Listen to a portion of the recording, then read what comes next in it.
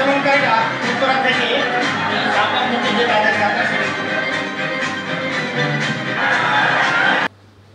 বিসমিল্লাহির রহমানির রহিম আল হাসানাতা ইয়াকুল্লাহু নাসীব। আমি মনে করি আমাদের দেশ, আমাদের উন্নত দেশ হতে আমাদের খুব একটু বেশি সময় লাগবে না, কিন্তু আসলে বাস্তবতা কিন্তু ভিন্ন। আমরা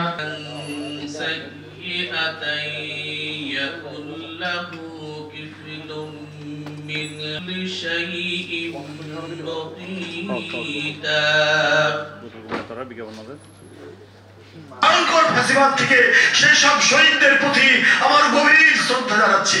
আমি প্রধানমন্ত্রী দেশ ছেড়ে পালানোর প্রথম নজির এটি।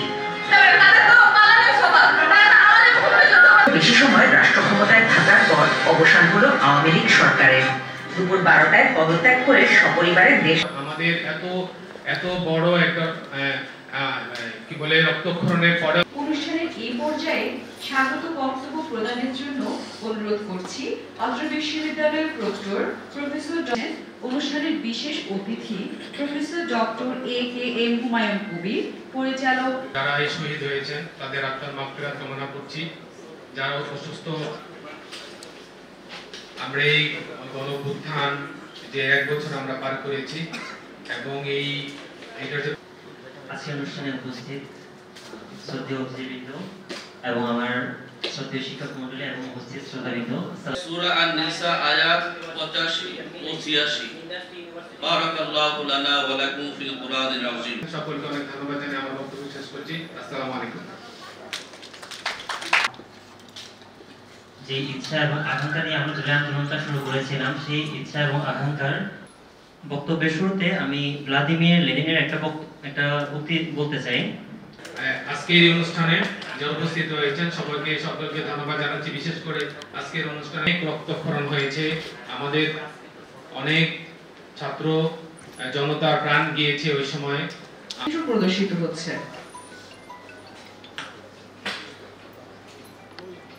তাদের একটা স্বপ্ন ছিল, এখন আমাদের দায়িত্ব হচ্ছে সেই স্বপ্নকে বাস্তবায়ন করার জন্য আমাদেরকে। হাসিনার ক্যাডার বাহিনী, পুলিশ বাহিনী নির্মমভাবে গুলি করেছিল, তাদের শেষ করে দিয়েছিল এবং কত যে আমরা যে কত ভাগ্যবান, 9 মাসের মধ্যে আমরা একটা দেশ পেয়েছি।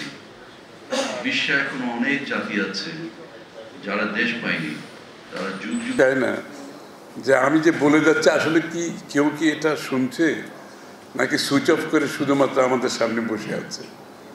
তো ধন্যবাদ জানাচ্ছি। আমার জন্য এটা খুব আবেগপূর্ণ থাকতে হবে এবং রাজনীতিবিদরাও যদি মনে না করে তার নির্বাচিত হওয়ার পরে সে রাজা মহারাজা হয়ে গেছে, সে বাংলাদেশের মালিক হয়ে গেছে শেখ হাসিনার মতো, তাহলে কিন্তু সমস্যা আছে। সুতরাং আমি তো বলছি গণতান্ত্রিক সংস্কৃতিতে বড় পরিবর্তন আনতে হবে, মন মানসিকতা। যারা সেবার উদ্দেশ্য নিয়ে রাজনীতি করবে তাদের করা উচিত, বাকিদের রাজনীতি করা উচিত। মানুষের সাথে যারা থাকতে পারবে তাদের রাজনীতি করা উচিত। আজকে আমাদের ওখান থেকে বেরিয়ে আসতে হবে, আমাদের মন মানসিকতায় পরিবর্তন আনতে হবে, কথাবার্তায় আচরণে গণতান্ত্রিক হতে হবে। গণতান্ত্রিক কথাই বলবো কিন্তু গণতান্ত্রিক আচরণ করবো না, এটা তো হবে না। তো আমরা মনে হয় এই জিনিসগুলো মাথায় রাখবো ইনশাআল্লাহ। আমি আশাবাদী বাংলাদেশের মানুষের তাকে নির্বাচনের মাধ্যমে একটা নির্বাচিত সংসদ সরকার, যেই সরকার জনগণের কাছে জবাবদিহি দায়বদ্ধ থাকতে হবে।